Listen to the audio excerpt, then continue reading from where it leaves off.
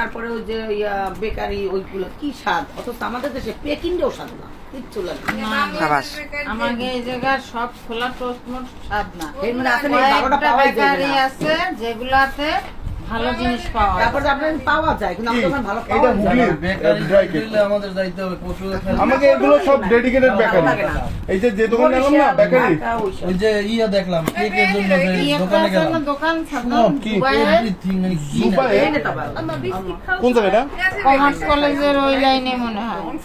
জানি না, দেখতে দুবাইয়ের হবে। বেকারিটা মনে হয় ভালো করছে। দেখতে হবে। হ্যাঁ প্রফেশনাল গেমার হইতে পারছে ও প্রফেশনাল গেমার লেভেলে আছে, কিন্তু পাগল না, বোঝে না। আমার কাছে একজন প্রফেশনাল গেমারের কিন্তু দাম আছে বুঝলেন? কিন্তু এই যে প্রফেশনালের জায়গায় নিয়ে দিচ্ছে, এবার যদি বোঝে আর যদি এই নিয়ে মাইনক্রাফটে করে থাকে তাহলে তো